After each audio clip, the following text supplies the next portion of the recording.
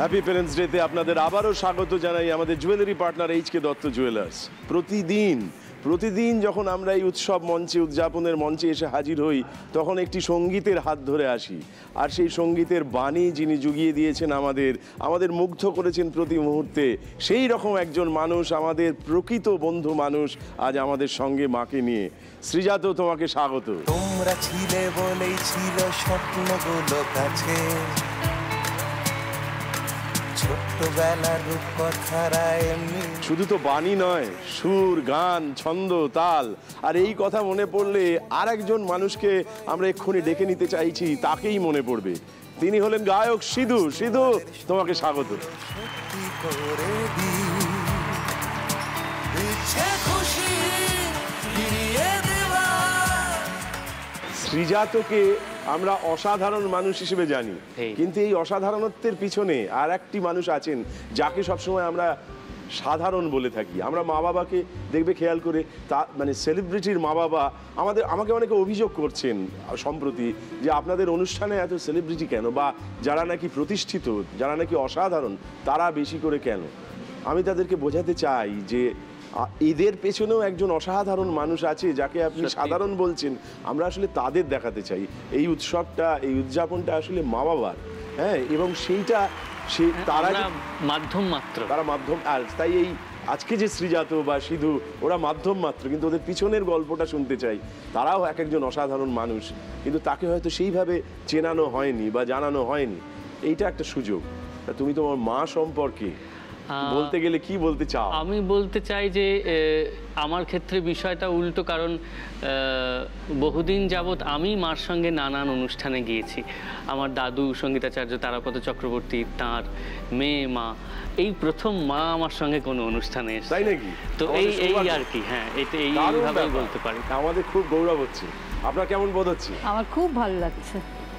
এই যে আপনার ভেতরে যে একটা মানুষ, যে ওকে নিয়ে নানান অনুষ্ঠানে যেত, এবং তখন আপনার কি ওর জন্য চিন্তা হতো না আনন্দই হতো যে যাক আমার পাশে পাশে আছে? না, আনন্দ হতো যে আমার পাশে আছে ও। এবং একটা কথা বলি, ও গান অসাধারণ গায় ছোটবেলার থেকে, কিন্তু কবিতাটা বেছে নিয়েছে। আমার ইচ্ছে ছিল গানের লাইনেই যাক, আচ্ছা, কিন্তু সেটা ও হলো না। ওর একটা লাইনও বেছে নিয়েছে। দেরি হয়ে গেছে, আর চেষ্টা করে লাভ নেই। সিধু, তোমাকে স্বাগত। কত রকম কিছু করবার ছিল, তবু মানে মরিয়ার মতো, আমি প্রায়ই বলি বেঈমানের মতো, প্রেমিকের মতো, বিশ্বাসঘাতকের মতো গান গেয়ে ছেড়েছো। যেন ওটা ছাড়া কিছু বোধহয় বিশ্বাস করনি, হয়তো, আমি জানি না। হ্যাঁ, আমি ভেবেছি যে পড়াশোনাটা আমি করেছি আর কি, ডাক্তারি পড়াশোনাটা, সেটা বাড়ি থেকে দেখে দেওয়া সম্বন্ধ করে বিয়ে, আর গানটা হচ্ছে আমার পরকীয়া প্রেম, যার হাত ধরে পালিয়ে গেছি। বাহ, তুমি আজকে এই অনুষ্ঠানে এসেছো, দুপাশে দুজন বসে আছেন, ভরপুর দেখাচ্ছে। তাই এদের সঙ্গে একটু আলাপ করে নেব এবং ওদের বসার কারণটাও জেনে নেব। অনুষ্ঠানের নাম হ্যাপি প্যারেন্টস ডে। তার আগে বলি, তোমার অসম্ভব ভালো সঞ্চালনা, খুব ভালো লাগে, অনুষ্ঠানটাকে একটা অন্য মাত্রা দেয়। কি সুন্দর বাচনভঙ্গি, এবং বাংলা ছেড়ে ইংরেজি শব্দ প্রায় ব্যবহার করো না, যেটা আমরা অনেকেই পারি না। না, সেটা আমি ইংরেজি বলতে পারি না বলে, আর কোনো কারণ নেই। তো আমি ভেবেছিলাম এই অনুষ্ঠানে আমার কোনোদিন ডাক পড়বে না, কারণ আমি বাবাকে হারিয়েছি যখন আমার বয়স 17, আর মা চলে গেছেন তাও 10 বছর হয়ে গেল। তো এই অনুষ্ঠানে ডাক পড়বে না, কিন্তু এইভাবে যে এই অনুষ্ঠানের ডিরেক্টররা বা জি বাংলা ভেবেছেন যে না, যাদের প্যারেন্টস নেই তাদের প্যারেন্টস সমত কেউ নিশ্চয়ই থাকতে পারে, সেই জায়গা থেকে আমাকে ডাকা হয়েছে। সো আমার জন্য বোধহয় আজকের অনুষ্ঠানের একটু অংশের নাম হ্যাপি গার্জিয়ানস ডে। তাও হতে পারে। আমার দুজন গার্জিয়ান যারা প্যারেন্টসের সম, আমার বড়দি যিনি মায়ের পরেই যার স্থান, আর আমার মেজদি। আচ্ছা, বেশ, নমস্কার দুজনকে। ওদের নামটা জানা হয়নি। কাবেরী ঘোষ, দিদি হিস্ট্রি প্রফেসর ছিলেন, দিদি রিটায়ার করেছেন। মেজদি এখন ইংলিশ পড়ান একটু প্রাইভেট স্কুলে। আজকে ছোটদি আসতে পারেনি, ছোটদি অসুস্থতার কারণে আসতে পারেনি। তো এই বাবা মা নিশ্চয়ই অনেকটাই যত্ন নিয়েছেন, কিন্তু আমি যেহেতু সবার ছোট, সো বাবা মার সাথে এজ ডিফারেন্সটা অনেক বেশি ছিল। সো ওই টিপিক্যাল অ্যাডোলেসেন্সে হাজারটা প্রশ্ন মাথায় আসা, অনেক কনফিউশন তৈরি হওয়া, তার উত্তর খোঁজা, সেগুলো কিন্তু সব দিদিদের কাছ থেকেই আমি পেয়েছি। বাহ, আমার এক দিদিও নেই, ওর 3 দিদি, এইটা ঠিক না, মানে সব সময় তো বিচার ভালো হয় না। আমরা ওর সঙ্গে আলোচনা করে নিতে পারি, ওর 3 দিদি তোমার দিদি অচিরেই হয়ে উঠবে, বলা যায় না, এরকম হতেই পারে। হ্যাঁ, তা আমরা এখানে একটা ইচ্ছে পূরণের খেলা খেলি মূলত। 4টে ইচ্ছে পূরণ করা যায় বাবা মার জন্য বা দিদিদের জন্য, যেরকম ভাবেই আজকে ভাবা যাক না কেন, যে একটু বেশি পয়েন্ট স্কোর করবে, অথবা দুজনে যদি একই পয়েন্টে থেকে যায়, তাহলে আমাদের তরফ থেকে এমন একজন মানুষ আছেন, আমি জানি আমাদের চারপাশে অনেক বাবা মা আছেন, অনেক সন্তান আছেন, যারা এই মুহূর্তে একটু বিপন্ন, একটু গোলমেলে অবস্থার মধ্যে আছে, হয়তো পাশে কাউকে থাকলে তার সুবিধা হয়। তো আমরা আমাদের সাহায্য যতটুকু সম্ভব সেইটা নিয়ে তার কাছে যেতে চাই। আমাদের হয়ে এই কাজটা আজকে যিনি বিজয়ী হবেন তিনিও সেই ইচ্ছে পূরণটি করবেন। মাধবী দে 6 নম্বর শ্যামলাল স্ট্রিটের বাসিন্দা। 65 বছর বয়সী মাধবী দেবী থাকেন 3 ফুট বাই 4 ফুটের একটি ঘরে। নিঃসঙ্গ একাকী মানুষটির খোঁজ কেউ রাখে না। আমার বাবা ছিলেন ক্যালকাটা ইউনিভার্সিটির প্রফেসর। ছোট থেকেই আমি বাবার কাছে আধ্যাত্মিক শিক্ষা লাভ করি। আমরা মোট 12 জন ভাই বোন, 6 জন গত হয়েছেন আর বাকিরা বাইরে। তারা কেউই আমার খোঁজ খবর রাখে না। আমি খুব কষ্টে আছি, আমার রোজগারপাতি বলতে কিছুই নেই। আমার দিন কাটানো খুব কষ্টকর হয়ে উঠেছে। আমার শারীরিক কারণে কোনো ভারী খাবার আমার সহ্য হয় না। এই অবস্থায় মাধবী দেবী ইচ্ছা প্রকাশ করেছেন কিছু সহজ পাচ্য খাবারের। এখন জানতে চাইবো যে তোমার প্রথম ইচ্ছেটা কি? আমি সেই ছোটবেলা থেকে দেখে এসেছি, আমাদের বাড়িতে মানে হাঁড়ি হাঁড়ি চা হয় আর কি, ডেকচি ডেকচি চা হয়, এবং রাত 10টা 11টা অবধিও চাই চলে। এখন দুর্বা এসে একটু নিয়ন্ত্রণে এনেছে যে 9টার পর আর চা খাওয়া যাবে না, তাহলে স্বাস্থ্যের ক্ষতি হতে পারে। তো কিন্তু মা মাঝে মধ্যেই খান, তো মায়ের জন্য একটু ভালো চা পাতা যদি হয় তাহলে মাও খুশি হয়, আমরাও একটু সেই সুযোগে একটু ভালো চা খেতে পারি। বাহ, আপনি চায়ের ভক্ত খুব। আমিও, এটা দারুণ ইচ্ছে, এই ইচ্ছে পূরণ করতেই হবে। সিধুর প্রথম ইচ্ছেটা কি? এই যে বললাম দিদিরা আমায় গান শিখিয়েছে, তো কাজেই দিদিদের জন্য কোনো যদি একটা মিউজিক্যাল ইনস্ট্রুমেন্ট আমি দিদিদের হাতে তুলে দিতে পারি, আমি খুব খুশি হব। বাহ, দুটো ইচ্ছেই পূরণ করতে হবে, সেই জন্য প্রশ্নগুলো শান্ত হয়ে দেখে বিচার বিবেচনা করে উত্তর দিতে হবে। খুব সহজ প্রশ্ন। শ্রীজাতর কাছে প্রথম প্রশ্নটি আসছে, ভালো করে যাচাই করে তারপর উত্তর দাও, দেখা যাক।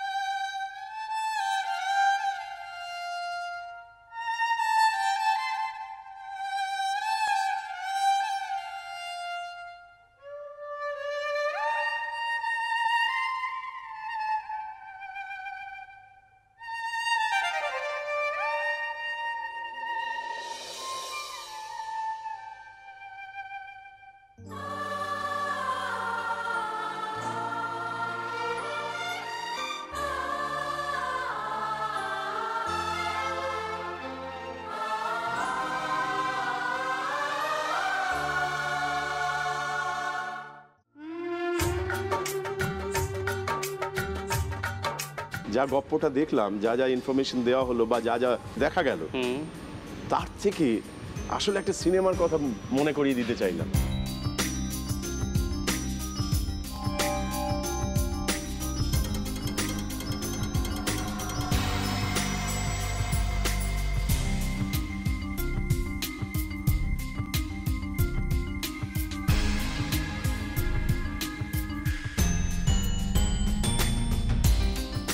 কোরা কাগজ। বেশ, তোমার এই উত্তরটা নিলাম। তুমি কি চ্যালেঞ্জ করতে চাও? না। বেশ, তুমি করতে চাও না। এবার আমরা যাচাই করে নিতে যাইবো তোমার কাছ থেকে যে উত্তরটা পাওয়া গেল, আমরা সেই সিনেমার খোঁজেই ছিলাম কিনা, দেখা যাক।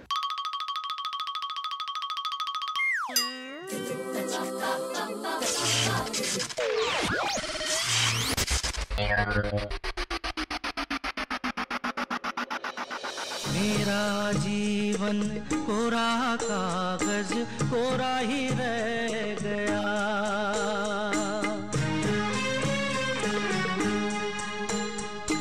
मेरा जीवन कोरा कागज তার মানে তোমার কাছ থেকে যে উত্তরটা পাওয়া গিয়েছে সেটা একেবারে সঠিক উত্তর হয়েছে। শুভেচ্ছা, অভিনন্দন, ধন্যবাদ।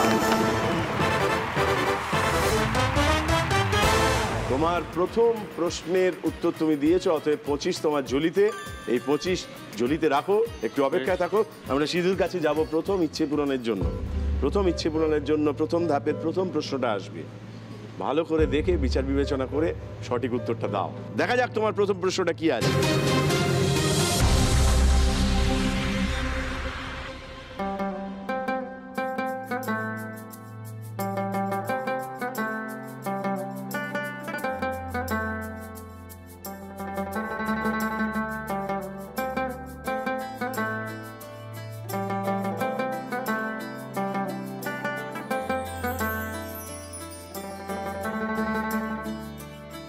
گر فردوس بر روی زمین است همی است و همی است و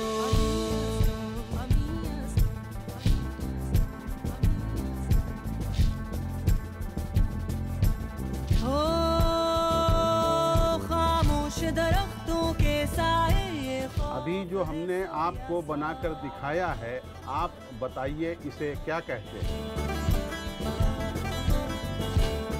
আমরা জানতে চাইছি এটি কি তৈরি হলো।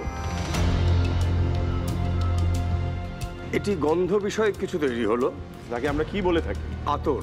আতর, নিশ্চিত? যে যে অয়েলগুলো ইউজ করলো সবকটার নাম জানি না, কিন্তু ল্যাভেন্ডার অয়েল, লেমন অয়েল, এই ধরনের জিনিসগুলো গন্ধ তৈরির ক্ষেত্রেই ব্যবহার করা হয়। আর যে শিশিগুলো দেখানো হলো সেই শিশিগুলোর একটা পার্সিয়ান একটা অরিজিন আছে বলে মনে হয়। সো আতরই হবে আমার মনে হয়। ভাই মনে হচ্ছে আতরের গন্ধ মামা করছে। উত্তরটা ঠিক হলে আরো গন্ধ গন্ধটা পাবো, না হলে উধাও হয়ে যাবে। তুমি কি চ্যালেঞ্জ করতে চাও? না না না, বেশ, তোমার এই উত্তরটা নিয়েছি। আতর এই শব্দটাই আমরা খুঁজছি কিনা, এই গন্ধটাই আমরা পেতে চাইছি কিনা, আমরা যাচাই করে নি। দেখা যাক। जन्नत है ज़मीं पे कहीं यहीं पे है हमी अस्तो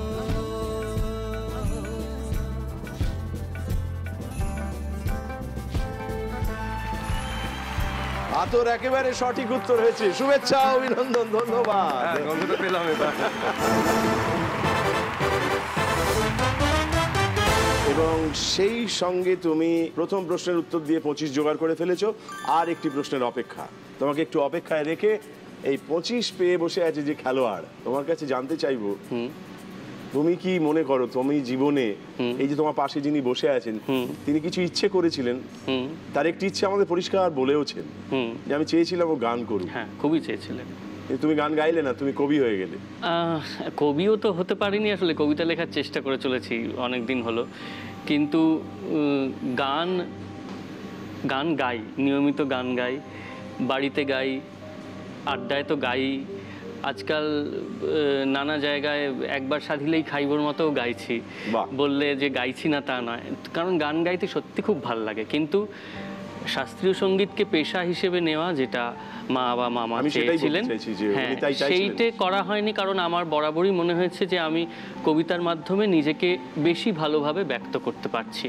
শাস্ত্রীয় সঙ্গীতে সেই কথাগুলো ফুটিয়ে তুলতে পারছি না যা যা আমি বলতে চাই।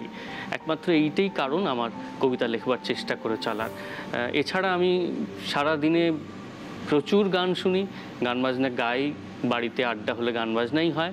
কিন্তু নিজেকে প্রকাশ করার মাধ্যম যদি আমাকে এখনো বলো তাহলে কবিতা অবশ্যই। আপনি যখন বুঝতে পারছেন যে ও আর গানটা গাইছে বটে, কিন্তু আপনি যেভাবে চাইছেন বা আপনারা যেভাবে করে উঠতে পেরেছেন তেমনটা ও করবে না বলে মনে হচ্ছে, তখন কি একটু বিপন্ন লাগতো না কি না মনে হতো? কি মনে হতো? খারাপ লাগতো, একটু মন খারাপ লাগতো মন খারাপ যে আমার এটা ধরে রাখার কেউ রইলো না। এটাই আমাদের ঘরটাকে ধরে রাখবার মতন কেউ রইলো না। হ্যাঁ, ঘর এটা খুব বড় কথা। এটা সত্যি একটা, এটা সত্যি যে ওর মধ্যে যা ছিল ও গান বাজনা করতে পারতো এবং ধরে রাখতে পারতো। ওটাই ওখানেই আফসোস আমার। এই যে তুমি বারবার বলছিলে যে গান আমি গাই, গান গেয়ে তৃপ্তি পাই, আমরা সেই তৃপ্তি নিয়ে পরের প্রশ্নে যাবো, কারণ প্রশ্ন তোমাকে বড় আহত করে আমরা জানি। তোমার ইচ্ছে মতন যা খুশি তুমি গাইতে পারো। নয়ন মেলে দেখি আমায় বাঁধন বেঁধেছে, নয়ন মেলে দেখি আমায় বাঁধন বেঁধেছে, গোপনে কে এমন করে এ ফাঁদ ফেঁদেছে আমায় বাঁধন বেঁধেছে, নয়ন মেলে দেখি আমায় বাঁধন বেঁধেছে। বসন্ত রজনী শেষে বিদায় নিতে গেলেম হেসে, যাবার বেলায় বধূ আমায় কাঁদিয়ে কেঁদেছে আমায় বাঁধন বেঁধেছে, নয়ন মেলে দেখি আমায় বাঁধন বেঁধেছে। বাহ, এই যা বাঁধনে বাঁধলে ভাই, অসাধারণ অসাধারণ। যে বাঁধনে তুমি আমাদের বাঁধলে সেই বাঁধন থেকে খানিকটা মুক্ত হয়ে একটি প্রশ্ন, বেশ, একটি প্রশ্ন আসছে তোমার সামনে। আজকে তোমার প্রথম ইচ্ছে পূরণের জন্য দ্বিতীয় প্রশ্নটাকে তোমার সামনে হাজির করা হচ্ছে। খুব ভালো করে দেখে নিয়ে তারপর উত্তর দাও, দেখা যাক।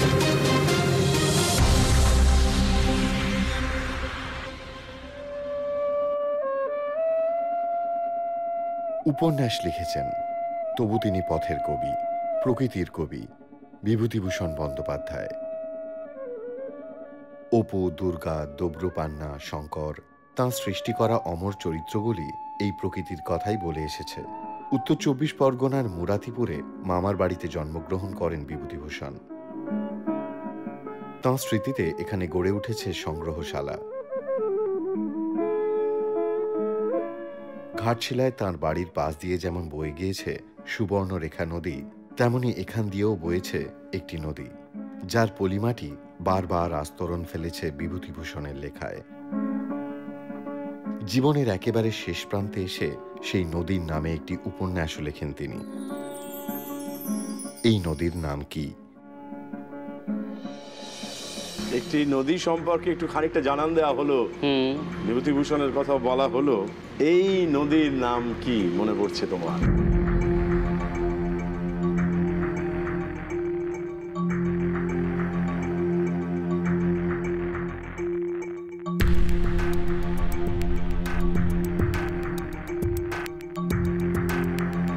কিছু কি মাথায় আসছে? ইচ্ছামতি।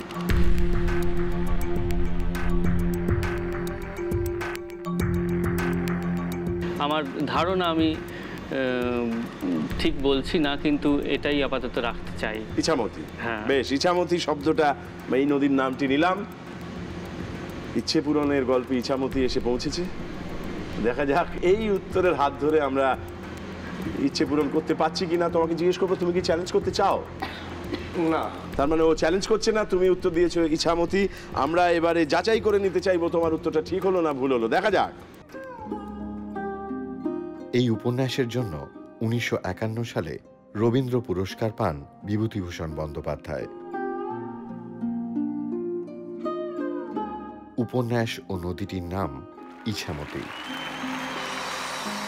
ইছামতি একেবারে সঠিক উত্তর হয়েছে। শুভেচ্ছা, অভিনন্দন এবং ধন্যবাদ। ইছামতি শব্দটি তোমাকে পৌঁছে দিয়েছে ইচ্ছে পূরণের দ্বারে, অর্থাৎ তোমার প্রথম ইচ্ছা পূরণ হয়ে গেছে। একটি বিশেষ ইচ্ছে পূরণ মায়ের জন্য, তাই আমরা তোমার প্রথম ইচ্ছে পূরণ করতে চাই। চলো আমরা ইচ্ছে পূরণের উৎসব করি, সামনে এসো। আমি চা চেয়েছিলাম, এটা তো চায়ের দোকান। বেশ, তো আমরা যাবো দোকানে।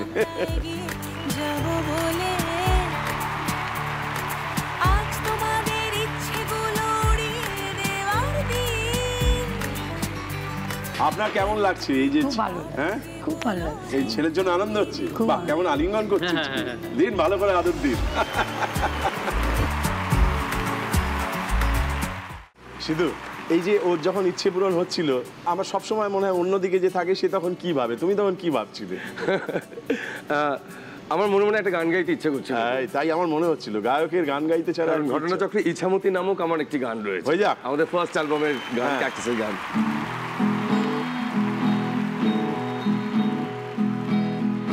কতদিন বৃষ্টি পড়েনি,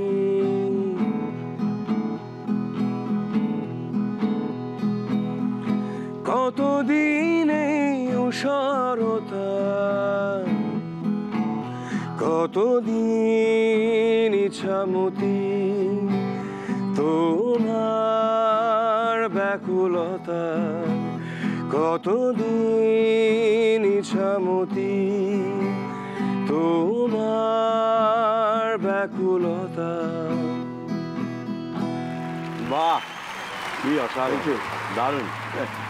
তোমার এই প্রথম ইচ্ছে পূরণের জন্য দ্বিতীয় প্রশ্নটা তোমার সামনে রাখা হচ্ছে।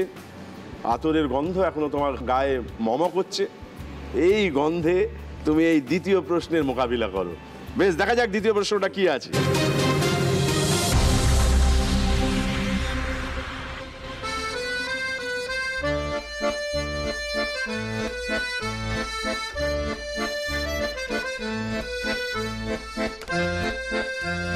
এখন আমি যে রেসিপিটা দেখাচ্ছি, এই রেসিপিটা এটা আমেরিকান রেসিপি। এই রেসিপিটার জন্য আমরা ইউজ করব ময়দা, সল্ট, সুগার, মাখন, ডিম আর দুধ। আমরা এই সবকে মেশাবো, এটা সেমি লিকুইড ফর্মে হয়ে যাবে।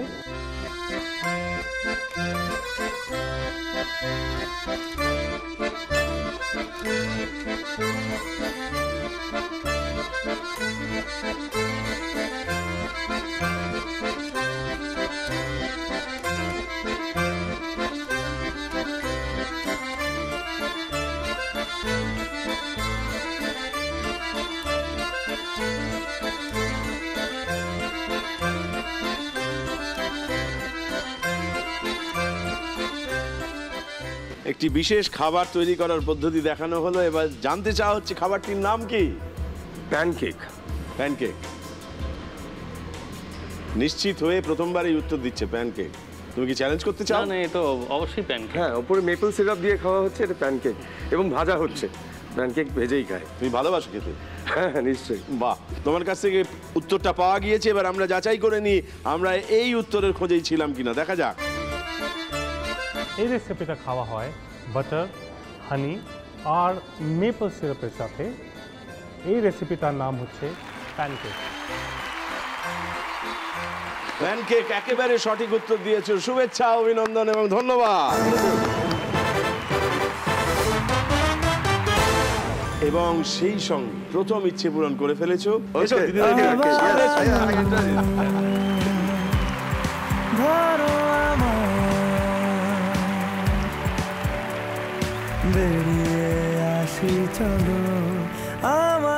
I love this. I love this. Thank you so much. ভালোবাসা গল্পগুলো বলো আবার শ্রীজাতু, এই যে একটা উল্টো দিকে ইচ্ছে পূরণ হতে দেখলাম, তোমার কি মনে হচ্ছিল তখন? দেখো, মানুষের ইচ্ছে পূরণ হোক এটাই আমাদের সকলের স্বপ্ন। হ্যাঁ, যে কোনো মানুষ হন, বন্ধু হন, শত্রু হন, সকলের যেন ইচ্ছে পূরণ হয়। তো যেখানে এরকম একজন কাছের মানুষ, আর আমি যার অনুরাগী, যার কাজের অনুরাগী, তার ইচ্ছে পূরণ হচ্ছে, তার দিদিদের ইচ্ছে পূরণ হচ্ছে, এটা খানিকটা আমারও ইচ্ছে পূরণ হওয়া। Thank you, thank you. এই কথাটার হাত ধরেই আমি ভাবছিলাম মনে মনে, যখন দেখছিলাম দুই দিকে দুই দিদি ওকে আগলে রেখেছে, মানে সত্যি সত্যি আগলে রেখেছে।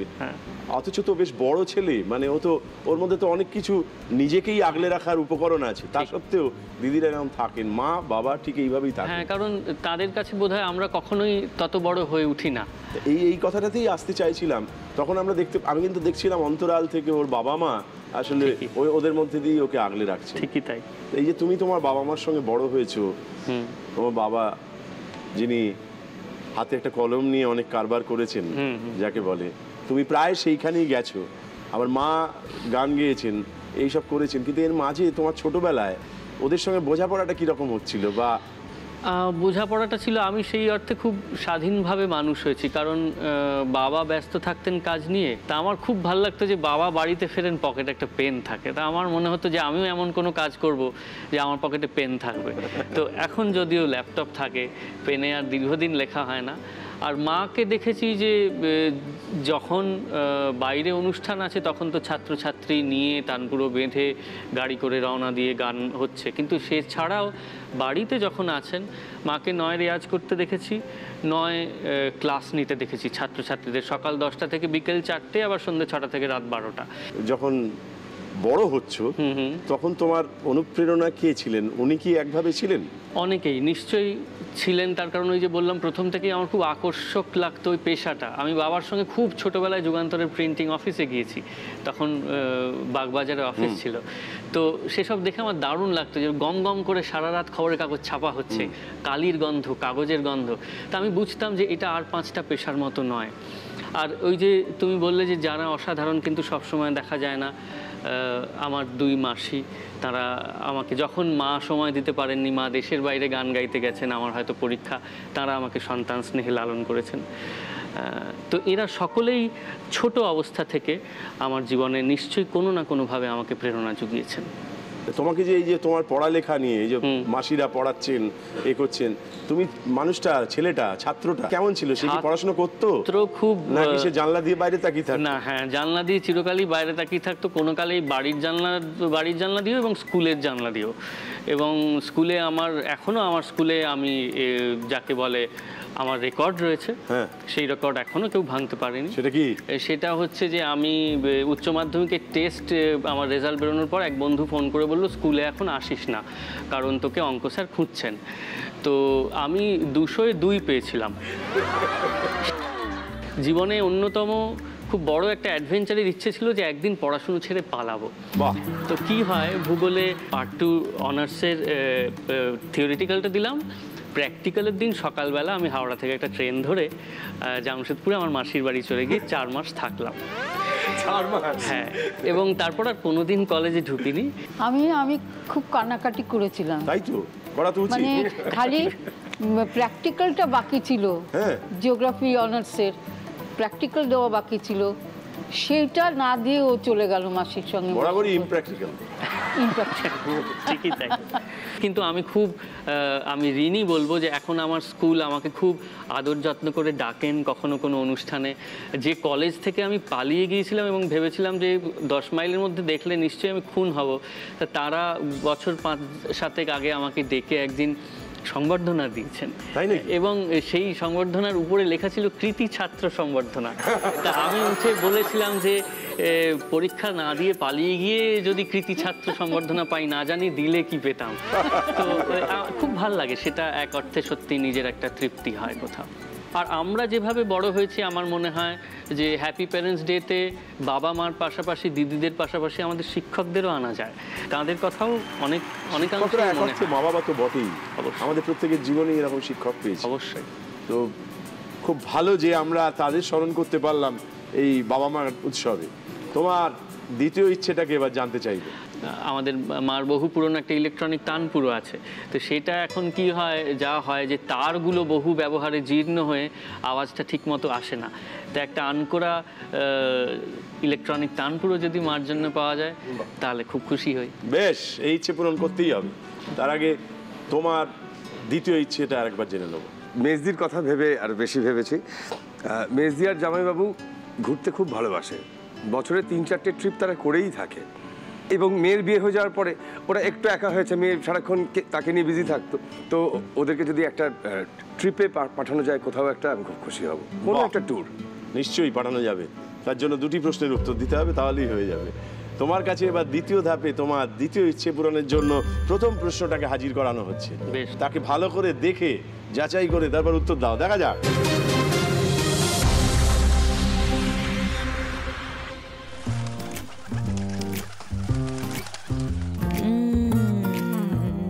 এটি ভারতের একটি প্রাচীনতম রেস্তোরাঁ, যা এখনো রমরম করে চলছে।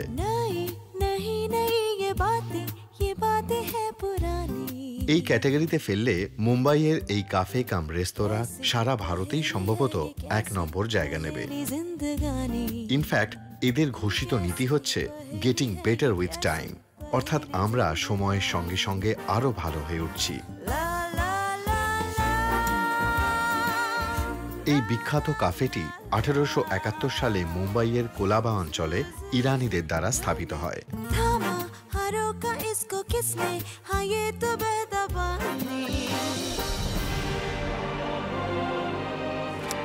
26শে নভেম্বর 2008 সালে মুম্বাইতে যে টেররিস্ট অ্যাটাক হয়, এই কাফে তার অন্যতম সাক্ষী। সেই আক্রমণে এখানে 10 জন মারা যায় ও বহু মানুষ জখম হয়।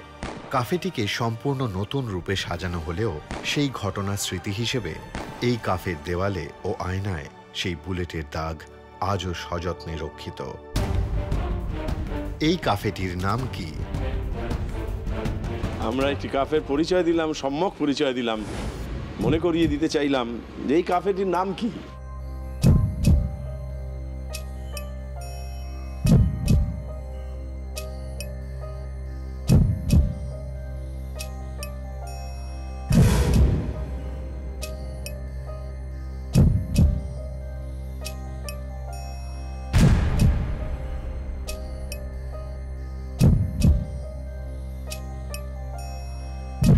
না, আমি মনে হচ্ছে একদমই মনে পড়ছে না, মনে পড়ছে না। না, শব্দবন্ধ আসছে না।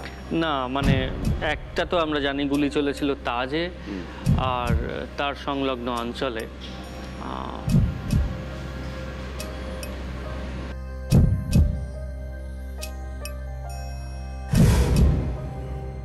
ক্যাফে ইন্ডিয়া, আমি আমি আমি নিশ্চিত নই। বেশ, আপাতত এই উত্তরটাই নেই যখন এটা খুঁজে পাওয়া গেছে। তুমি কি চ্যালেঞ্জ করতে চাও? না। না, মনে পড়ছে না বা নিশ্চিত নও? না, নিশ্চিত নই। বেশ, তোমার কাছ থেকে একটা উত্তর পাওয়া গেছে, ও চ্যালেঞ্জ করেনি। যদি তোমার এই উত্তরটা ঠিক হয় তাহলে তুমি 75-এ পৌঁছবে, যদি ভুল হয় একটু অপেক্ষায় থাকতে হবে। এবার আমরা জেনে নিই ক্যাফেটির নাম কি, দেখা যাক।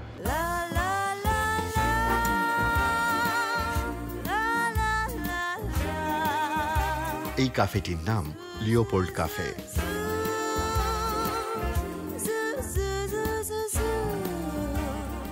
লিওপোল্ড কাফে, এইটা সেই সময় এত খবরে খুব চর্চায় ছিল, অতএব আমরা সেইটা দিয়ে মনে করাবার চেষ্টা করেছি, কিন্তু দুর্ভাগ্যজনকভাবে তোমার কাছ থেকে যে উত্তরটা পাওয়া গিয়েছে সেটা ভুল হয়েছে।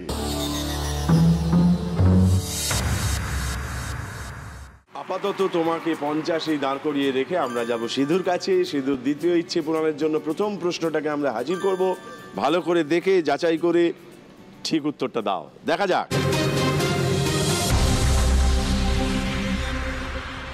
सर, हम सोच रहे थे कि हम कर क्या रहे हैं। हम एक क्रिकेटर हैं लेकिन टीसी का काम कर रहे हैं। ना तो हमारा गेम इंप्रूव हो रहा है सर, ना तो हमको आगे का कोई अपॉर्चुनिटी मिल रहा है। हमको भी एक चांस दीजिए ना सर।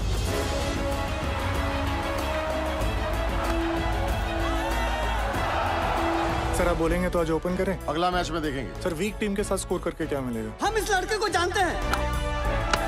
ये धोनी का गेम दिन प्रतिदिन बड़ा होता जा रहा है। धोनी कोई तेंदुलकर है?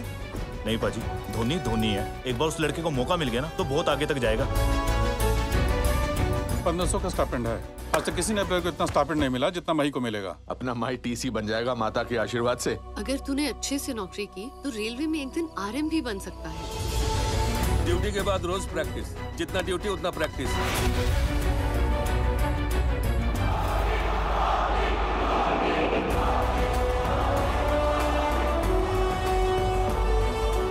MS ধোনি কোন স্টেশনের টিকিট কালেক্টর ছিল?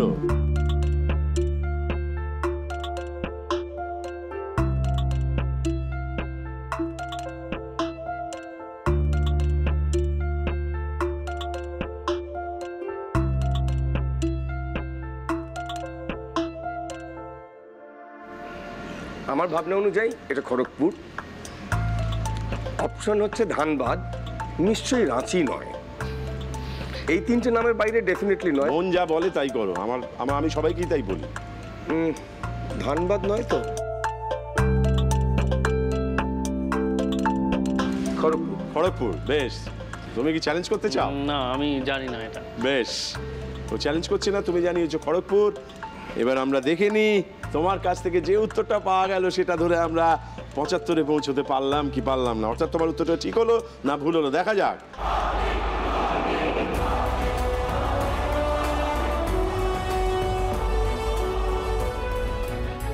उधर खड़गपुर में जॉब का सिक्योरिटी में फंस गए ना पापा, तो हम आगे कुछ नहीं कर पाएंगे।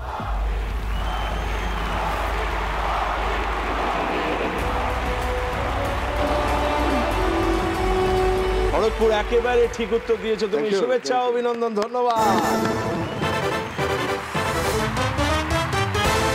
এবং একটা লম্বা দৌড় দিয়েছো সেই প্ল্যাটফর্ম দিয়ে যেখান দিয়ে দ্বিতীয় ইচ্ছে পূরণের পথে অনেকটা এগিয়ে গেছো, অর্থাৎ তুমি 75 পেয়ে গেছো, আর একটু 25 পেলেই তুমি খড়গপুর থেকে বেরিয়ে যাওয়া ট্রেনটা ধরে দ্বিতীয় ইচ্ছে পূরণটা করে ফেলবে। তোমার কাছে যাবো, তুমি আছো 50। বেশ, একটি প্রশ্ন হাত থেকে চলে গেছে, কিন্তু তাতে কিছু ভয় নেই, কেননা উল্টো দিকেও অনেক প্রশ্ন আছে, সেগুলোকে চ্যালেঞ্জ করে নানান পয়েন্ট পাওয়া যেতে পারে। তোমার কাছে এবার একটি সাধারণ প্রশ্ন আসবে নাকি তুমি সেই জাদু প্রশ্ন চাইবে? আপাতত সাধারণ প্রশ্ন। বেশ, চতুর্থ সাধারণ প্রশ্নটাকে তোমার সামনে হাজির করা হচ্ছে। খুব ভালো করে দেখো, তারপর ঠিক উত্তরটা দাও, দেখা যাক।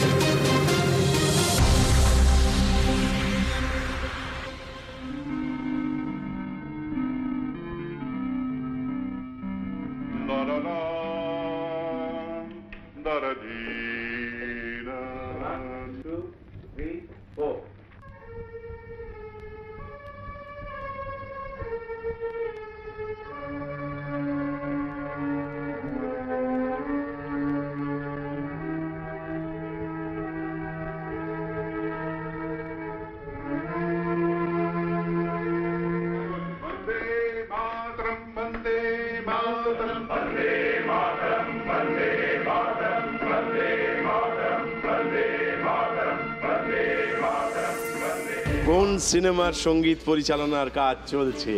ওই তুমি যা বলেছো, মন যা বলছে। মন কি বলছে? এবং বুদ্ধি যা বলছে। ঘরে বাইরে। ঘরে বাইরে, তাহলে এটাই তোমার উত্তর? এটাই আমার উত্তর। বেশ, তোমার এই উত্তরটা নিলাম। এবার তোমাকে জানতে চাইবো, তুমি কি চ্যালেঞ্জ করতে চাও? না, হি ইজ রাইট। আমরা দেখে নিতে চাইবো তোমার কাছ থেকে যে উত্তরটা পাওয়া গেল ঘরে বাইরে, আমরা সেই সঙ্গীতের কাজেই, মানে সেই সঙ্গীত পরিচালনার কাজই চলেছিল কিনা, দেখা যাক।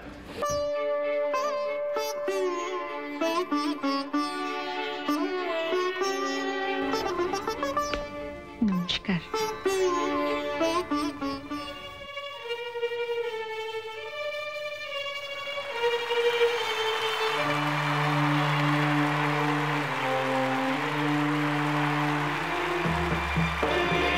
তার মানে তোমার কাছ থেকে যে উত্তরটা পাওয়া গিয়েছে সেটা একেবারে সঠিক উত্তর হয়েছে।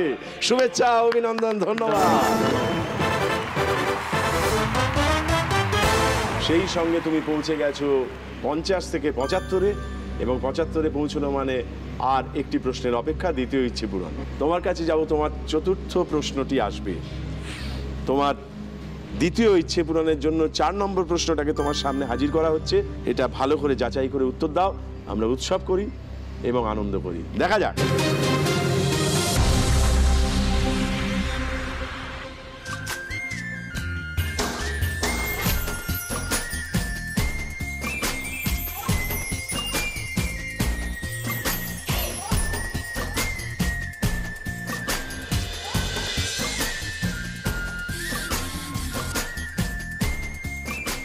একটা ছবি দেখতে পেলাম, প্রথমে গরু, তারপরে গোঁফ, তারপরে মই।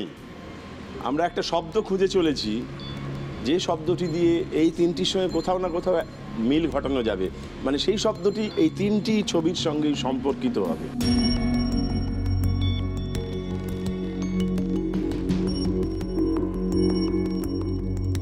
হ্যাঁ, পেয়ে গেছি। পাওয়া গেছে?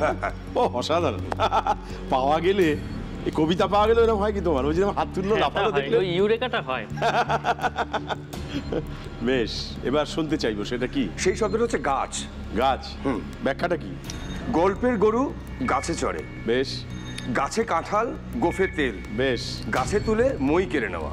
বেশ, প্রত্যয় নিয়ে বললো, এরপরে আর জিজ্ঞেস করতে ইচ্ছা হয় না যে এটা কি তোমার ফাইনাল উত্তর? হ্যাঁ, ফাইনাল উত্তর। নিশ্চয়ই। বাহ, তুমি কি চ্যালেঞ্জ করতে চাও? না, আমি এইটাই ভেবেছিলাম। বেশ, তাহলে শব্দটা তুমি বলছো গাছ, ও চ্যালেঞ্জ করেনি, গাছ শব্দটাকে এখানে বসালাম। এবার দেখে নিই আমরা এই শব্দের খোঁজেই ছিলাম কিনা, দেখা যাক।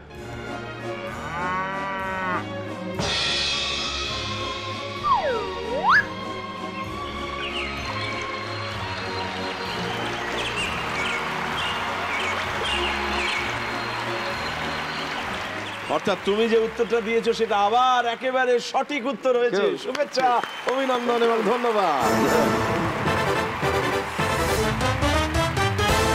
সেই সঙ্গে তুমি ছিলে 75-এ, আরো 25 জোগাড় করে পৌঁছে গেছো 100-তে পৌঁছানো মানে তোমার দ্বিতীয় ইচ্ছে পূরণ এবং দিদিদের জন্য একটি বিশেষ পুরস্কার এইচকে দত্ত জুয়েলার্সের তরফ থেকে।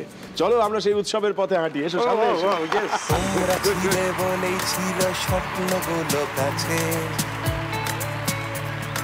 ছোট্টবেলার রূপকথারা এমনি। এইটা মেজ দিদির জন্য, মেজদির জামাইবাবুর জন্য। এটা তুমি ওর হাতে তুলে নাও। এটা তুমি ইচ্ছে করেছিলে। তাজমহল ট্রিপ। আজ তোমাদের স্বপ্নগুলো সত্যি করে দিই।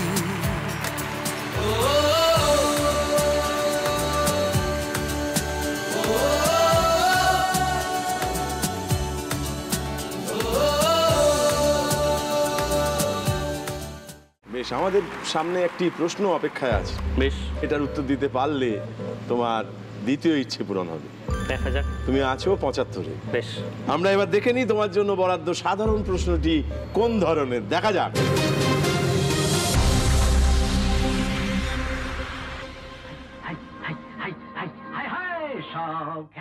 সময়টা দেশ স্বাধীনের আগে। বর্তমানে বাংলাদেশে অবস্থিত ফরিদপুর থেকে কলকাতায় এলেন একটি বাচ্চা ছেলে। মাত্র 11 বছর বয়সে ফুটবল খেলা শুরু করলেন কুমোরটুলি ক্লাবে। 16 বছর বয়সে সুযোগ পেলেন মোহনবাগান ক্লাবে। তারপর বাকিটা ইতিহাস। গোষ্ঠ বিহারী পাল ভারতীয় ফুটবলের এক প্রবাদ প্রতিম ব্যক্তিত্ব। ডিফেন্সে আছেন গোষ্ঠ পাল, শুধু এই কথাটিই ছিল যথেষ্ট। তাঁর তুলনা করা শুরু হয়ে গেল পৃথিবীর বিখ্যাত একটি স্থাপত্যের সঙ্গে। কিংবদন্তি গোষ্ঠ পালই প্রথম ফুটবলার যিনি পদ্মশ্রী পান। তাঁর সম্মানে কলকাতায় আছে গোষ্ঠপাল সরণি এবং তার মূর্তি। বল পায়ে দাঁড়িয়ে আছেন কিংবদন্তি গোষ্ঠপাল।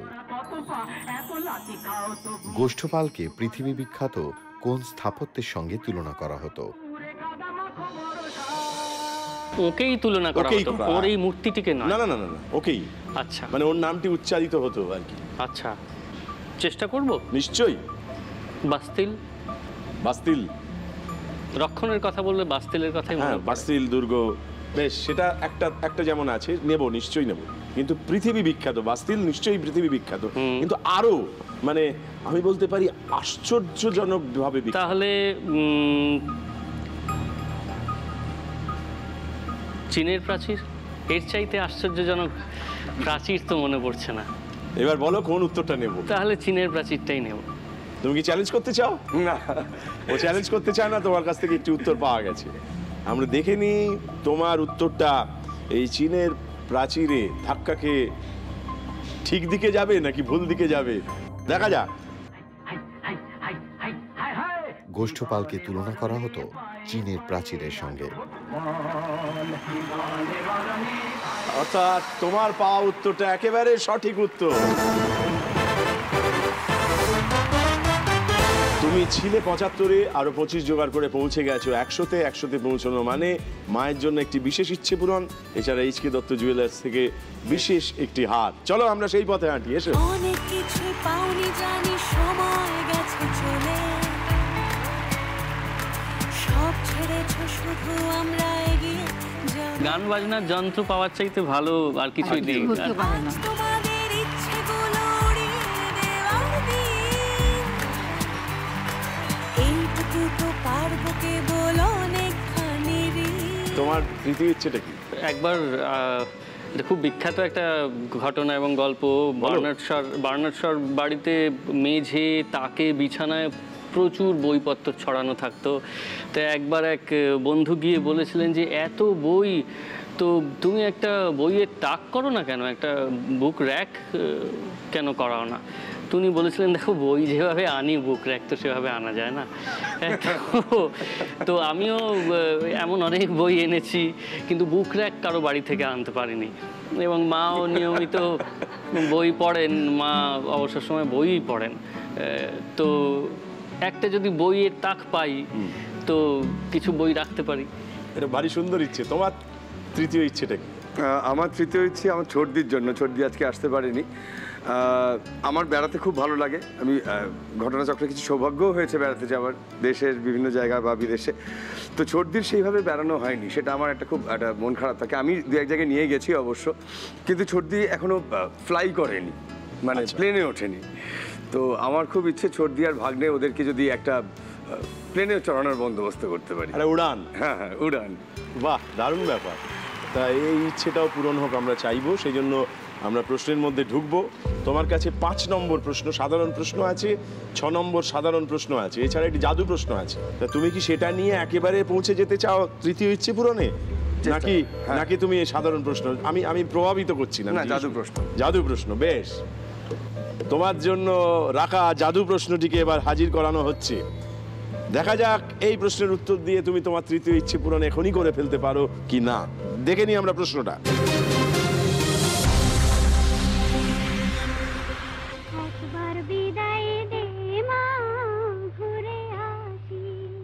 একবার বিদায় দেই মা, ঘুরে আসি। তারপর কি জানো, মানে জানবে সারা বিশ্ববাসী। জাস্ট একবার বিদায় দে মা, শুনে আসি। তারপর মাঝখানে 2-3টে ওয়ার্ড ভুলে গেছি। ক্ষুদিরাম বোসের জন্ম হয় মেদিনীপুরের কেশপুর গ্রামে। শ্রী অরবিন্দ এবং সিস্টার নিবেদিতার সামনে তার বিপ্লবী মন্ত্রে দীক্ষা হয়। মুজফ্ফরপুরে অত্যাচারিত ম্যাজিস্ট্রেট কিংসফোর্ড সাহেবের ফিটন গাড়ি লক্ষ্য করে তিনি এবং প্রফুল্ল চাকি বোমা ছুঁড়েছিলেন। গাড়িটি তৎক্ষণাৎ উড়ে যায়, কিন্তু দুর্ভাগ্যক্রমে সে গাড়িতে সেদিন কিংসফোর্ডের বদলে ছিলেন এক ব্রিটিশ মহিলা ও তার কন্যা।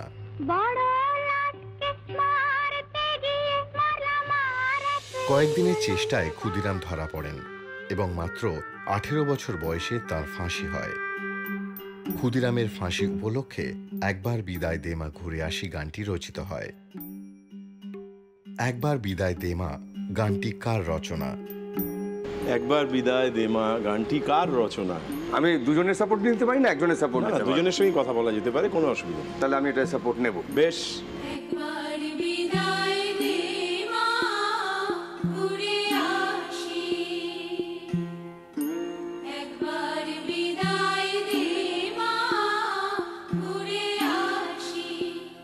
মন কি বলছে? কোনো নাম মাথায় আসছে, মনে আসছে? বনফুল, বিভূতিভূষণ। এদিকে ভাবনা চলুক, তোমাকেও বলবো যদি কিছু খুঁজে পাও তাহলে মনে সেদিকে বন্দি করে রাখ। এটা নিশ্চয়ই গৌরীপ্রসন্ন, পুলক বন্দ্যোপাধ্যায় নন, সলিল চৌধুরী।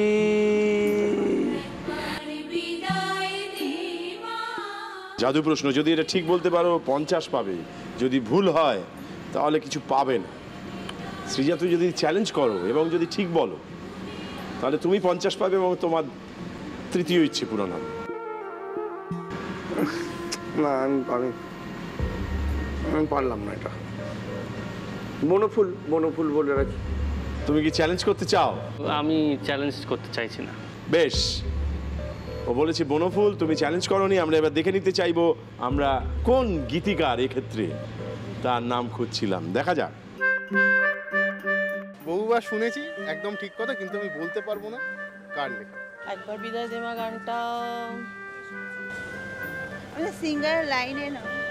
একবার বিদায় দে মা গানটির রচয়িতা পীতাম্বর দাস। ইনি আসলে পীতাম্বর দাস এই গানটার জন্য এত মানে নিজের মতো করে পরিচিত হয়েছেন। উনি এটা কম্পোজ করেছেন এবং লিখেওছেন। আচ্ছা। এবং প্রশ্নের যে উত্তরটা তোমার কাছ থেকে পাওয়া গেছে সেটা ভুল হয়েছে।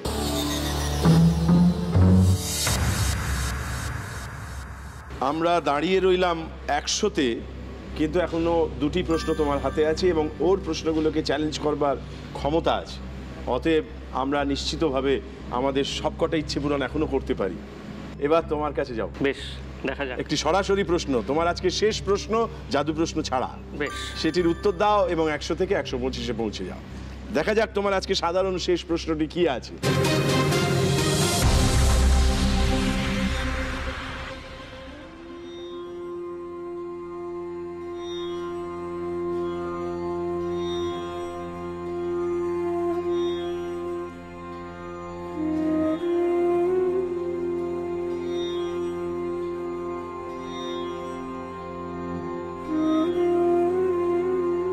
হিমালয়ের কাছে এক প্রাচীন বৃক্ষের নিচে বোধিলাভ করার পরে ভগবান বুদ্ধ এসেছিলেন এই জায়গাটিতে।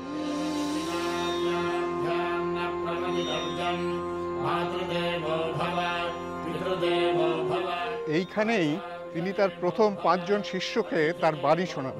এইখানেই শুরু হয় প্রথম সংঘ এবং এখান থেকেই বৌদ্ধ ধর্ম ছড়িয়ে পড়ে পৃথিবীর বিভিন্ন প্রান্তে।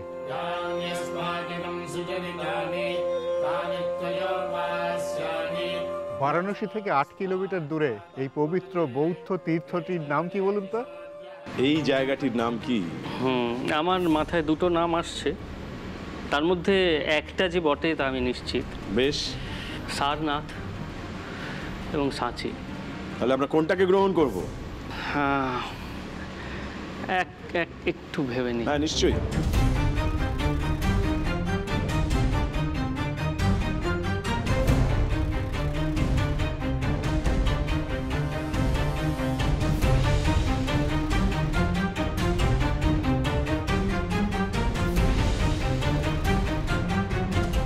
আমি ভুলও হতে পারি, আমার যে অঞ্চলটির কথা বলা হচ্ছে তাতে আমার সারনাথ মনে হচ্ছে। বেশ, এটাই তোমার ফাইনাল উত্তর? হ্যাঁ। বেশ, তোমার এই উত্তরটা নিলাম। তুমি কি চ্যালেঞ্জ করতে চাও? না, যেহেতু ও চ্যালেঞ্জ করতে চায় না এবং তোমার কাছ থেকে একটা উত্তর পাওয়া গেছে, তাই চটজলদি আমাদের জেনে নিতে হবে তোমার উত্তরটা ঠিক হয়েছে না ভুল হয়েছে। দেখা যাক।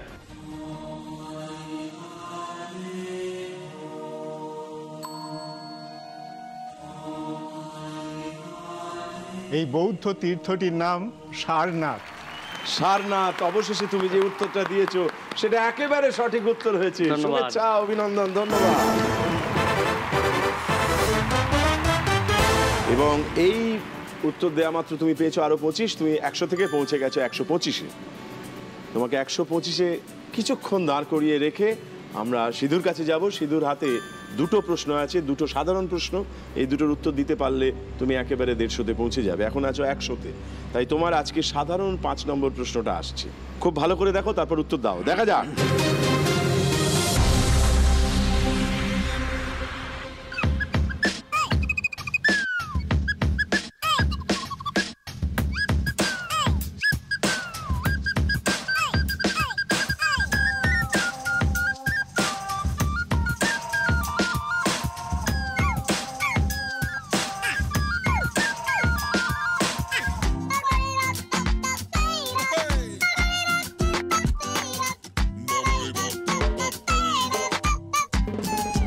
এই যে আমরা ছবি দেখছি, যে ঘটনা দেখলাম, কিছু ইঙ্গিত দেওয়া আছে।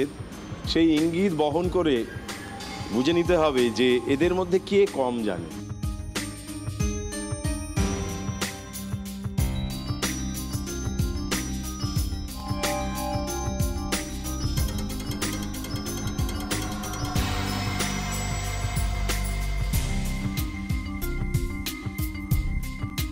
কমের সাথে যদি কমার সম্পর্ক থাকে তাহলে তো মাঝের জনই দাঁড়াচ্ছে।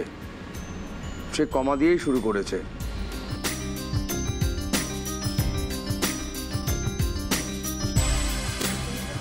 হ্যাঁ, সাহায্য, সেকেন্ড একটা সাহায্য আছে। হ্যাঁ, একটা সাহায্য আছে। সেকেন্ড সাহায্য নিচ্ছি, তাহলে নাও।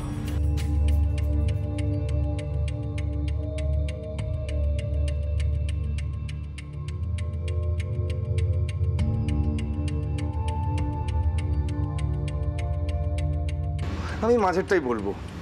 মাঝেরটা? হ্যাঁ, কম, কমা আর ডট কমা ডট কম। ব্যাখ্যাটা কি? দুটো যুক্তি দিয়ে আমি এটা ভাবছি আর কি। দুটোই যে খুব স্ট্রং তা নয়। একটা হচ্ছে কম, কমা। কমা জানে, ওই মাঝখানের জন সে কমা জানে আর কি। আচ্ছা, কম কমা এরকম সেই রিলেশন থেকে। আরেকটা হচ্ছে ডট কম, মানে উল্টো, কে কম জানে না এখানে, অ্যাকচুয়ালি কে ডট কম জানে। সো সেকেন্ড জন ডটও দিয়েছে, কমাও দিয়েছে, ডট কম জানে। মানে এখানে কমা, কম is a positive thing, not a negative thing. তুমি কি চ্যালেঞ্জ করতে চাও? এই একটাতে সাহস করব একটু। বেশ, করো চ্যালেঞ্জ। আমার মতে প্রথম জন কম জানেন। প্রথম জন, ব্যাখ্যাটা কি? বিন্দু বিসর্গ লিখেছেন, তো এর চেয়ে কম আর কি করে জানবেন কেউ। বেশ, তোমার ব্যাখ্যা এটাই? হ্যাঁ, বিন্দু বিসর্গ। সুতরাং এটা তো আমরা কমের পরিমাপ হিসেবেই ব্যবহার করি বাংলা শব্দে। বেশ, তোমার এই উত্তরটাও নিলাম। এবার আমরা যাচাই করে নিতে চাইব এই উত্তরের হাত ধরে আমরা কাকে 25 নম্বর দিতে পারছি, দেখা যাক।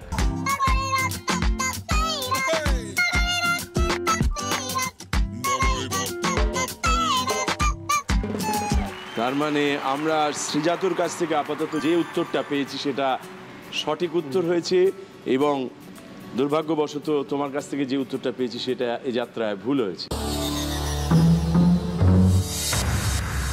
আপাতত চ্যালেঞ্জ করেও 25 নম্বর পেয়ে গেছে, এবং 125 থেকে তুমি 150-তে পৌঁছে গেছো, মানে তোমার তৃতীয় ইচ্ছে পূরণ হয়ে গেছে। তৃতীয় ইচ্ছে পূরণের দিকে হাঁটি, চলো চলো আমরা উৎসব করি আপাতত। তোমরা ছিলে বলেই ছিল স্বপ্নগুলো কাছে, ছোট্টবেলার রূপকথারা এমনি করে বাঁচে। ধন্যবাদ দিয়ে ছোট করবো না, মানে ভালোবাসা জানালাম হ্যাপি প্যারেন্টস ডে টিমকে, যে এরকম একটা উপহার আমাদের জন্য এনে দিয়েছে। আজ তোমাদের স্বপ্নগুলো সত্যি করে দিই। শুধু তোমার জন্য একটি সাধারণ প্রশ্ন আছে, ওর হাতে আছে একটি জাদু প্রশ্ন। তো সাধারণ প্রশ্নের উত্তর যদি দিতে পারো তাহলে তুমি 25 নম্বর পাবে, প্লাস ও যেমন চ্যালেঞ্জ করেছে তেমনি চ্যালেঞ্জ করে বলা যায় না তুমি হয়তো 50 ছিনিয়েও নিতে পারো। অনেকটা দূর যাওয়া বাকি এখনো, হয়ে যেতে পারে, যাওয়াটা সঙ্গত। তার আগে আমি আরেকজন মানুষকে হাজির করতে চাই। নিশ্চয়ই। Happy parents day again. সে আমার মাতৃসম, সে পুরুষ কিন্তু সে আমার মাতৃসম। বাহ। মা যেভাবে আমায় দেখাশোনা করতো, আমার খেয়াল রাখতো, যত্ন নিত, মা যে বছর চলে গেছেন সে বছরই আমি তাকে পেয়েছি। তার নাম স্বপন প্রধান। তাকে আমি স্টেজে অবশ্যই ডাকতে চাই। অবশ্যই অবশ্যই, নিশ্চয়ই।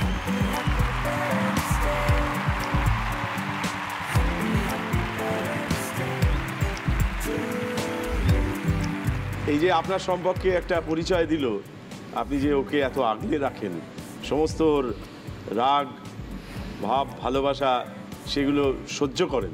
আমাকে তো সব কিছু সহ্য করতে, ওকে সামলাতে হয় আর কি। নিজের ছেলের মতনই ওকে ভালোবাসি খুব। বাহ। তোমার প্রশ্নটাকে একটু একটু মুলতুবি রেখে এক মুহূর্ত আমরা ওর কাছে যাচ্ছি, কেননা ওর বরাদ্দ প্রশ্নটা অপেক্ষায় আছে। নিয়ম অনুযায়ী সেটা সেই জাদু প্রশ্ন। এটা জাদু প্রশ্ন, যেটা পারা যাবে না, যেটা পারা যায়। তুমি পৌঁছেছো 150-তে। বেশ, এখন এই জাদু প্রশ্নটির যদি উত্তর দিতে পারো তাহলে কিন্তু 200-এ পৌঁছে যাবে। সেই জন্য তোমার চতুর্থ ইচ্ছেটা জেনে নাও। চায়ের পাশাপাশি আমি খুব বেশি করে কফির ভক্ত, আর মাঝে মধ্যে ভালো কফি আনলে মাও বলে যে একটু কফি 1 কাপ খাওয়া, যদিও সেটা খুব রেয়ারলি ঘটে। তো আমার কফি মেকারটা আমাদের প্রায় দেহ রেখেছে আর কি, তাকে দিয়েই কাজ চালানো হচ্ছে, কিন্তু যা হয় ব্যস্ততার মধ্যে কিনে ওঠা হচ্ছে না। তো একটি কফি বানাবার যন্ত্র যদি পাই তাহলে তুমি এলেও কফি খাওয়াতে পারবো। কফি মেকার, তার মানে এই জাদু প্রশ্নের হাত ধরে আমরা সেইখানেই পৌঁছতে চাইছি। দেখা যাক তোমার জন্য আজকের শেষ জাদু প্রশ্ন বা শেষ প্রশ্ন সেইটি তোমাকে সেই কফি মেকারের কাছে পৌঁছে দিতে পারে কি না পারে। আমরা দেখে নিই জাদু প্রশ্নটি কি আছে, দেখা যাক।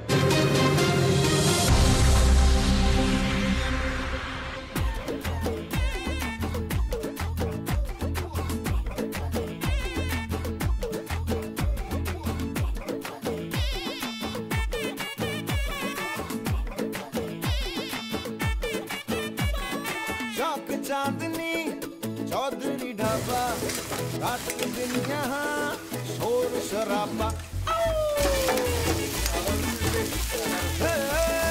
चाक चांदनी चौधरी ढाबा, रात दिन यहाँ शोर शराबा। आधा है नॉन वेज और वेज है आधा, कष्ट कीजिए क्या है इरादा। देख तन से आवाज चिकन कुकड़ू को, तेरी भूख का इलाज चिकन कुकड़ू को, यही कहता है आज चिकन कुकड़ू को, तेरी भूख का इलाज चिकन कुकड़ू को। देखी तन से आवाज चिकन कुकड़ू को, तेरी भूख का इलाज चिकन कुकड़ू को। মাটন পা দিয়ে বানানো এই পদটির একটি বিশেষ নাম আছে, তোমাকে বলতে হবে এই পদটির নাম কি। এই খাবারটির নাম কি?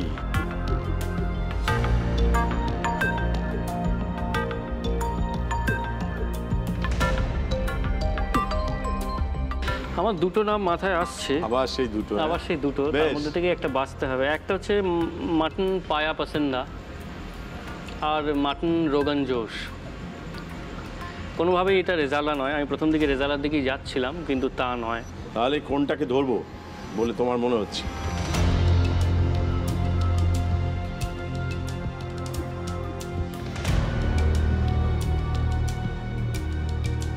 মাটন পায়া পসন্দা। খাবারটার সম্পর্কে বলা হয়েছে, একটা নামও বলা হয়েছে, কিন্তু তারপরে তোমায় জিজ্ঞাসা করা হচ্ছে, তুমি বলছো পায়া পসন্দা, তাই তো? পায়া পসন্দা। তোমার এই উত্তরটাই তাহলে গ্রহণ করলাম। যদি এটা ঠিক হয় তাহলে তুমি 200-তে পৌঁছবে এবং তোমার চতুর্থ ইচ্ছে পূরণ হবে। মানে মাটনটা ঠিক হলে কফি মেকার পাবো, অসামান্য। তোমাকে একটু দাঁড় করিয়ে ওকে জিজ্ঞেস করি, তুমি কি চ্যালেঞ্জ করতে চাও? বুঝতে পারছি না, আমার একদম অন্য একটা নামও মাথায় বেশ, তাহলে আমার পরামর্শ হচ্ছে করে ফেলো। তার কারণ হচ্ছে যদি মনে হয় তুমি নিশ্চিত, কেন তোমার আর হারানোর কিছু নেই। হ্যাঁ, 50 নম্বর হারাবে, কিছু হেরফের হবে না। তুমি এইটা যদি ঠিক বলো তাহলে 50 পেয়ে তুমি কিন্তু 150-এ চলে যাবে এবং তোমার তৃতীয় ইচ্ছে পূরণ হবে। তুমি জিজ্ঞেস করে নিতে পারো যে কি চ্যালেঞ্জ করবো। সৎ পরামর্শই তো দেয়।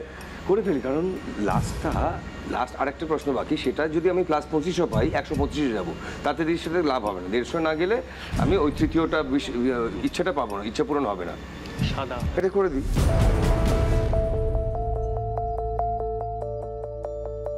মাটন নল্লি নেহারি। বেশ, তোমার এই উত্তরটা নিলাম, তুমি চ্যালেঞ্জ করেছো। যদি ঠিক বলো তাহলে তুমি 50 পাবে এবং তোমার তৃতীয় ইচ্ছে পূরণ হয়ে যাবে। আর যদি ভুল বলো তাহলে -50 হবে। আর যদি ওর উত্তরটা ঠিক হয় তাহলে ওর চতুর্থ ইচ্ছে পূরণ হবে। দেখা যাক এই খাবারটির নাম কি, দেখে নাও।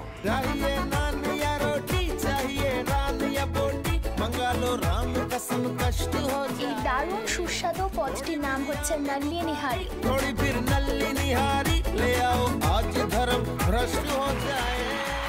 নল্লি নেহারি, তুমি অর্থাৎ চ্যালেঞ্জ করে যে উত্তরটা দিয়েছো সেটা একেবারে সঠিক উত্তর দিয়েছো, এবং দুর্ভাগ্যবশত তুমি যে উত্তরটা দিয়েছো সেটা আমাদের উত্তরের সঙ্গে মেলেনি, মানে তোমার উত্তর ভুল। তুমি পৌঁছে গেছো 150-তে, 150-তে পৌঁছানো মানে তোমার তৃতীয় ইচ্ছে পূরণ। চলো আমরা ইচ্ছে পূরণের উৎসব করি, এসো।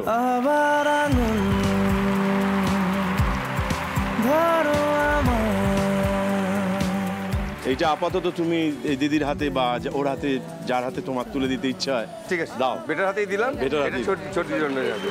বেশ, আমরা দাঁড়িয়ে আছি দুজনেই 150-তে। আমরা দেখে নিই আমাদের আজকের খেলার সর্বশেষ প্রশ্নটি, যেটি সিধুর জন্য আছে, সেটি কি আছে, দেখা যাক।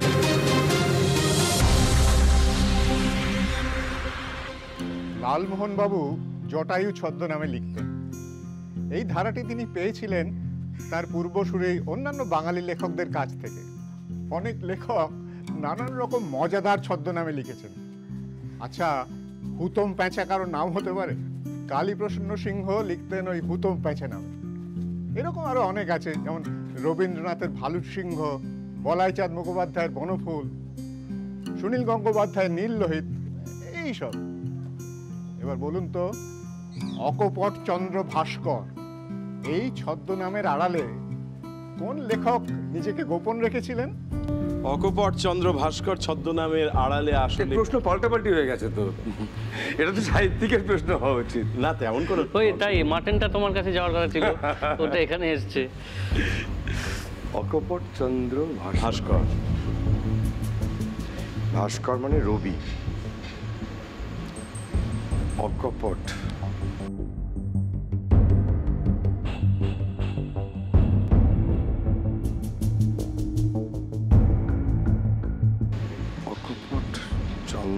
চন্দ্র আবার ভাস্কর, একদিকে সূর্য একদিকে চাঁদ। খুব পরিচিত বলে আমারও মনে হলো না, তেমন শুনিনি।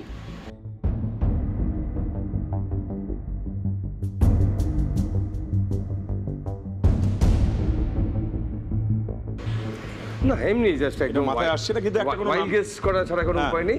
রবীন্দ্রনাথের একাধিক ছদ্মনাম ছিল, তো ধরে নিচ্ছি এটা ওনারই, যেহেতু ভাস্কর রবি এইটুকু আমি ভাবতে পেরেছি। চন্দ্র থেকে চাঁদ ভাবা যেতে পারে, না, অকপটের কোনো আমি আর ব্যঞ্জনা খুঁজে পাচ্ছি না, মানে যদি অন্য কিছু রিপ্রেজেন্ট করছে কিনা। রবীন্দ্রনাথ ঠাকুর। বেশ, অকপট চন্দ্র ভাস্কর তুমি বলছো রবীন্দ্রনাথেরই ছদ্মনাম। তোমার কাছে জানতে চাইবো, তুমি কি চ্যালেঞ্জ করতে চাইবে?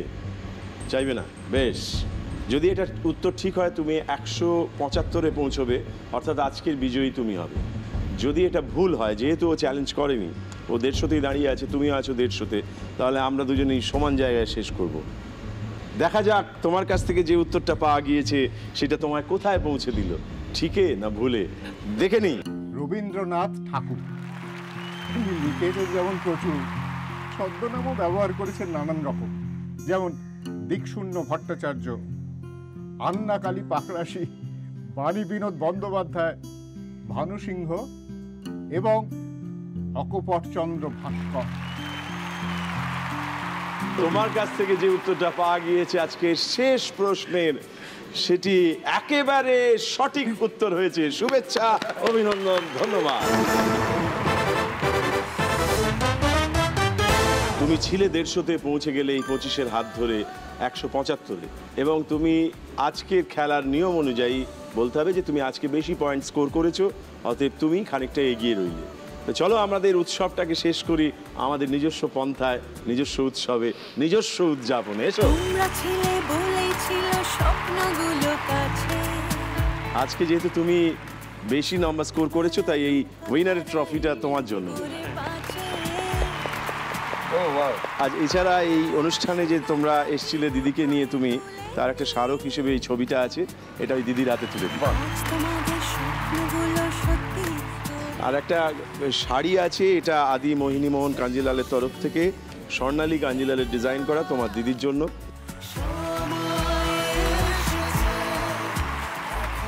তোমরা দুই দিদি এসেছিলে, তোমরা নিজেদের মধ্যে ঠিক করে নিও। এইচকে দত্ত জুয়েলার্সের তরফ থেকে একটা 5000 টাকার গিফট ভাউচার, এটা দিদিদের জন্য। Thank you, thank you. আরও একটা আছে, যেহেতু তুমি আজকের উইনার, হোটেল পোলো টাওয়ার্সের তরফ থেকে শিলংয়ের 2 nights 3 days একটা ফ্রি স্টে তোমাদের জন্য। এছাড়া এই কেয়ার কন্টিনিউয়াম এই সংস্থা দিদিদের জন্য, যেহেতু দিদিরাই তোমার অভিভাবক, তাদের জন্য একটা হেলথ গিফট দিচ্ছে। ও ভেরি গুড, ভেরি ভেরি।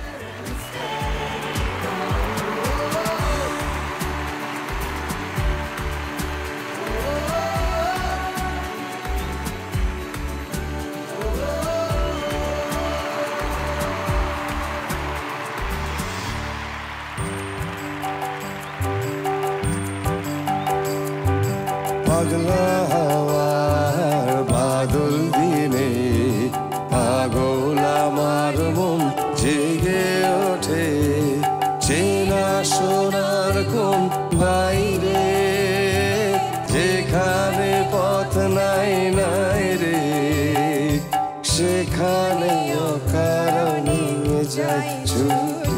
পাগলা হাওয়ার বাদল দিনে পাগল আমার মন জেগে ওঠে।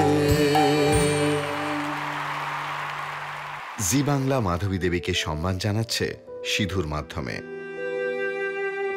শ্যামবাজার দেশবন্ধু পার্কের কাছে এসেছি, দেখা করব মাধবী মাসিমার সাথে। ধরেই নিচ্ছি যে হ্যাপি প্যারেন্টস ডে প্রাথমিকভাবে একটি বিনোদনমূলক অনুষ্ঠান, কিন্তু তার সাথেই এই যে মানুষের পাশে দাঁড়ানোর উদ্যোগ, বিশেষ করে এমন মানুষের পাশে যাদের সাথে বা যাদের পাশে সত্যি হয়তো কেউ নেই, থেকেও নেই, এই উদ্যোগটাকে আমার বিশেষভাবে ভালো লেগেছে। আমি সত্যি গর্বিত বোধ করছি হ্যাপি প্যারেন্টস ডে তরফ থেকে এসে এমন একজন মানুষের সাথে দেখা করতে, তাকে কিছু আশ্বাস দিতে, ভরসা দিতে যে উনি একা নন, আমরা সবাই আছি। আমি আজকে ভীষণ খুশি মাসিমা, আপনার প্রয়োজন অনুযায়ী, আমাদের সামর্থ্য অনুযায়ী যতটুকু পারলাম আমরা আপনাকে সাপোর্ট দিলাম। তবে এই সাপোর্টটা শুধু একদিনের জন্য বা একটা ঘটনার জন্য নয়, পরবর্তীকালে যে কোনো সমস্যায় আমাকে, আমাদের সবাইকে যোগাযোগ করতে পারবেন। এই কাজটায় অংশগ্রহণ করতে পেরে আমি সত্যি সত্যি গর্বিত। সেই জন্য আমার তরফ থেকে আন্তরিক ধন্যবাদ হ্যাপি প্যারেন্টস ডে পুরো টিমকে এবং অবশ্যই জি বাংলাকে। জি বাংলা হ্যাপি প্যারেন্টস ডের মঞ্চ থেকে মাধবী দেবীর ইচ্ছা পূরণ করে সিধু আসলে সম্মান জানালেন এই রকম অসংখ্য বাবা মাকে।